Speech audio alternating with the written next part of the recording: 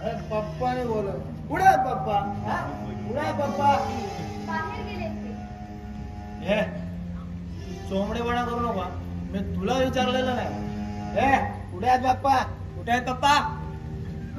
ए पप्पा येतील आता. तोपर्यंत तू माडीवर झोप चल बघू. चल. आज झोपणार नाही. आज पप्पांबरोबर बोलणार आहे.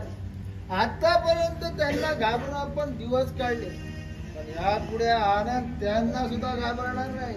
ए बाबा, पप्पा आल्यावर तुला काय बोलायचं आहे ना ते बोल, पण आता तरी घाबऱ्या नाही राहणार पप्पा. कोणाला घाबरणार नाही मी यापुढे. हे चांगलं नाही. अशाने जीवनभर पश्चाताप करत बसण्याची वेळ येणार आहे तुझ्यावर. हे बघ, माझं चांगलं वाईट करण्या इतकी अक्कल आहे माझ्याकडे. त्याबद्दल तुम्ही कुणी चिंता करण्याची काही गरज नाही.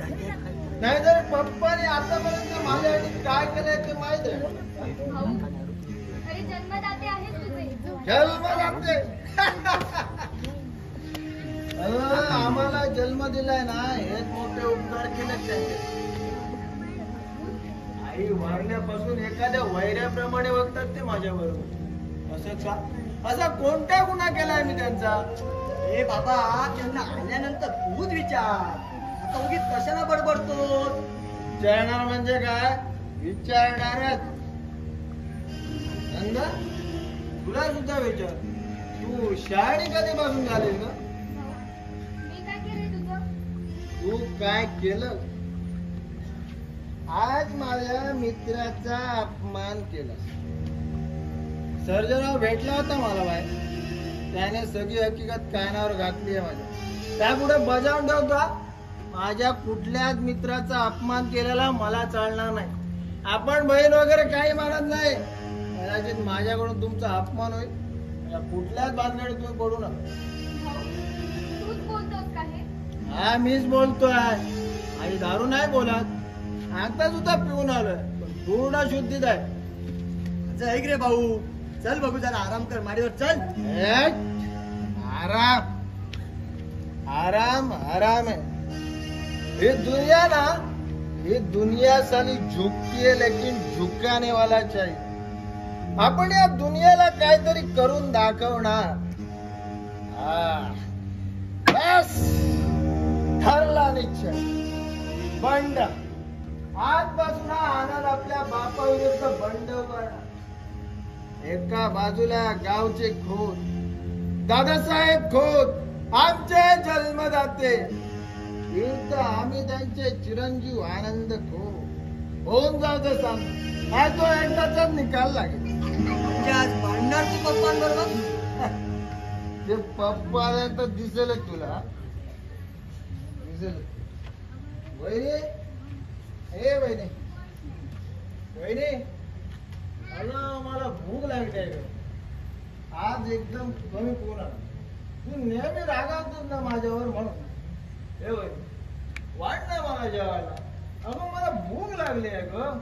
भाऊ, बहिणी या जगात नाहीये.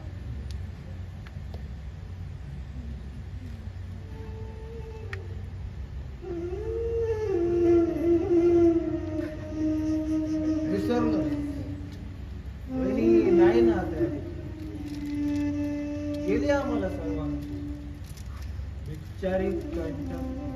त्या यमाच्या नाताला, आमच्या दादाला आम्हाला पोरका करू. त्या आजान लेकरांना सोडून स्वर्गात गेली. मला भूक लागली तर वाढणार कोण? भाऊ जास्त पिऊ नका म्हणून आईच्या ममतेनं सांगणार कोण? हा देवच मोठा कठोर आहे.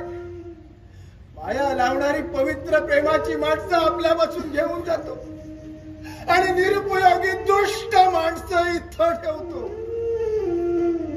त्यांच्यापासून होणारा स्वतःचा त्रास वाचवतो,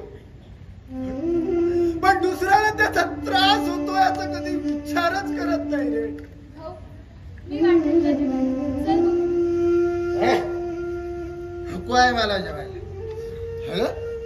अगं आईच्या मायाची सर बहिणीच्या उष्ण्यात मला कधी आले का? आई नंतर दुसरी आई असते ती बहीण. पण पण आमची वहिनी गेली. ती आनंदाने नाही गेली, तिला आमच्या पप्पानी मारली. पप्पांच्या त्रासाला कंटाळून वहिनीने आत्महत्या केली.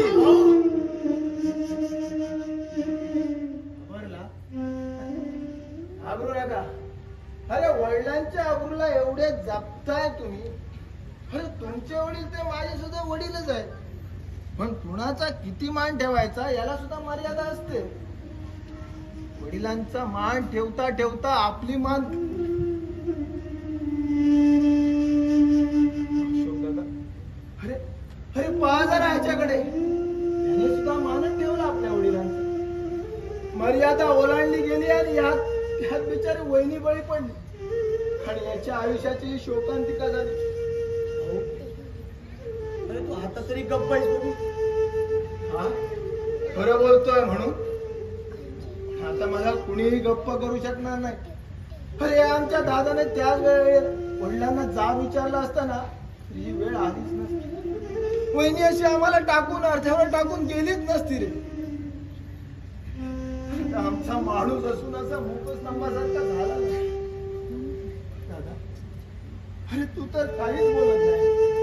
अरे आनंद, अरे आनंद, आज तू पुन्हा दारू प्यालास? अरे वास येतोय तुझ्या तोंडाला. होय दादा, खरंय.